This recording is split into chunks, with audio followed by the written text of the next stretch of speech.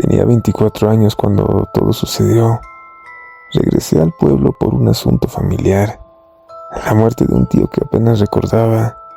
Lo velaron en su casa, una construcción antigua con paredes de adobe, ventanas pequeñas y un techo bajo como la mayoría de las del pueblo. Pero había algo raro en el ambiente. Nadie quería hablar de cómo había fallecido. Algunos decían que fue una enfermedad, otros que lo encontraron destrozado en el monte. Y cuando pregunté directamente a mi tía, solo me respondió con los ojos llenos de terror. Ya no era él. La noche del entierro me ofrecía quedarme en la casa para cuidar a mi tía. Ella se encerró temprano en su cuarto y me dejó solo en la sala. Encendí la vieja estufa de leña, me serví un poco de té y me senté a leer. Afuera el viento soplaba con fuerza, haciendo que las ramas golpearan las paredes como si alguien quisiera entrar.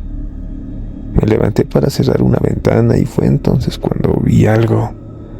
Una figura cruzó el campo moviéndose entre los árboles con una agilidad imposible. Era negra, delgada, como si estuviera hecha de humo prácticamente, y caminaba encorvada. Algo me decía que sabía que la había visto.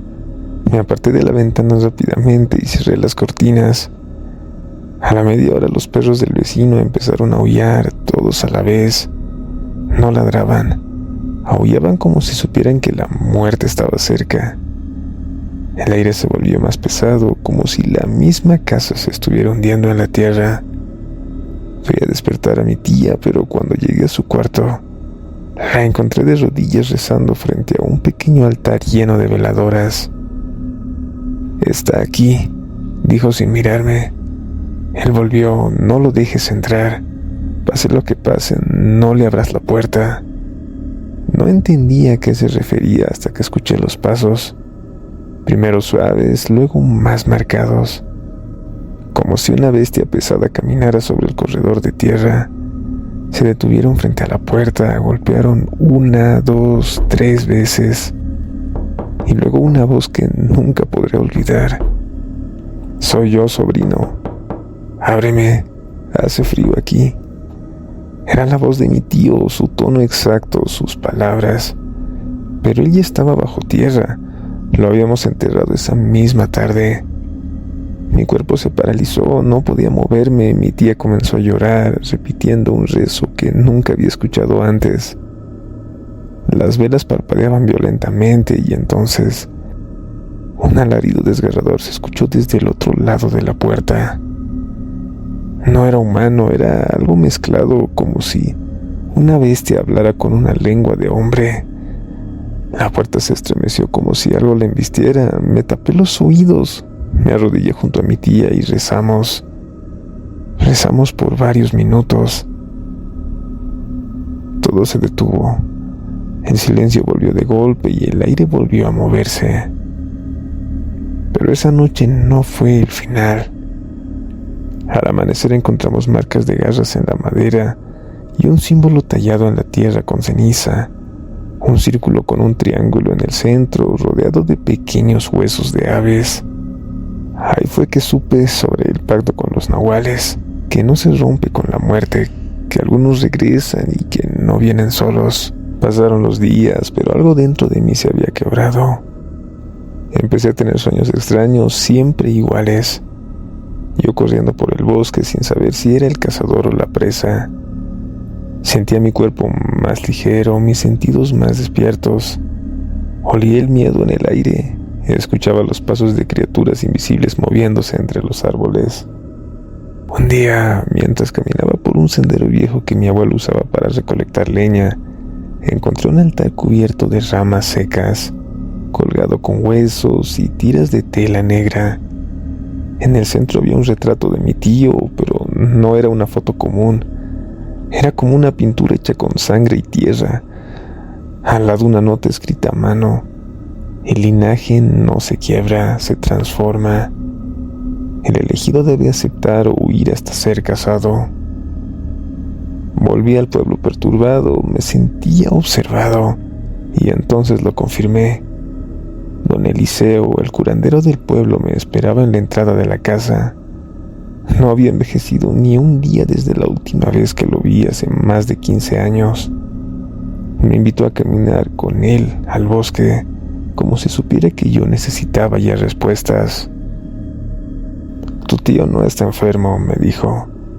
Él rompió las reglas del pacto.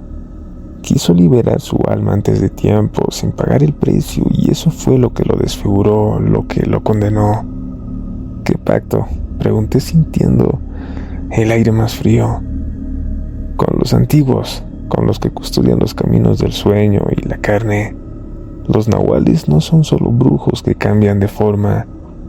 Son los guardianes de un velo. Algunos lo cruzan y regresan, otros se quedan atrapados. Tu sangre está marcada. Esa noche regresé con un peso en el pecho y comprendí que no podía escapar. Las pesadillas se intensificaron y empecé a ver sombras en las esquinas de los espejos. Mi reflejo a veces parpadeaba más lento que yo, a veces incluso sonreía cuando yo no lo hacía. Y entonces conocí a ellas, a las brujas del cerro. No eran como las que mi abuela describía, no viejas, no deformes. Eran mujeres de ojos hundidos, piel reseca y cabello tan largo que se confundía con las ramas de los árboles. Me hablaron en sueños, me mostraron un lugar más allá del bosque donde la luna nunca se pone y los hombres caminan en 4 patas.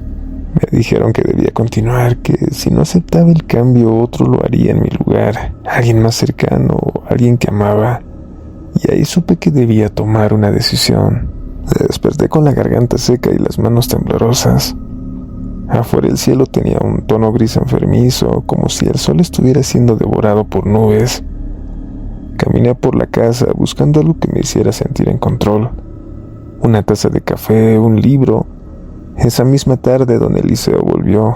No tocó la puerta, no llamó mi nombre, solo lo vi ahí, parado bajo el árbol de guayaba frente a la casa, como si siempre hubiese estado. Me hizo una señal para que lo siga. Caminamos sin hablar, bajando por un camino que, juro por mi vida, que nunca había visto antes. Nos adentramos en una hondonada que no aparecía en ningún mapa del pueblo. Estaba llena de árboles retorcidos, de raíces expuestas. El aire ahí no se respiraba, prácticamente se masticaba. Me guiaba como si conociera cada piedra, cada crujido del bosque. Finalmente llegamos a una especie de caverna, oculta tras un muro de lianas. Él entró primero. Dudé unos segundos, pero algo que no era voluntad ni razón me empujó a ir. Adentro la oscuridad tenía una textura casi viva. El lugar olía a tierra, sangre seca y algo parecido al miedo cuando se mezcla con locura. En el centro, un círculo de ceniza y carbón. Don Eliseo se sentó junto a él y me miró con una seriedad que nunca había visto en nadie. Esta es la grieta, muchacho, dijo. Desde aquí se cruza, pero no todos vuelven siendo iguales. Si decides entrar, tendrás que enfrentarte a lo que te habita. Y si no, te perseguirá hasta devorarte. Le pregunté qué quería decir con lo que me habita. Solo sonrió. Una sonrisa triste como la de alguien que ha enterrado demasiados cuerpos.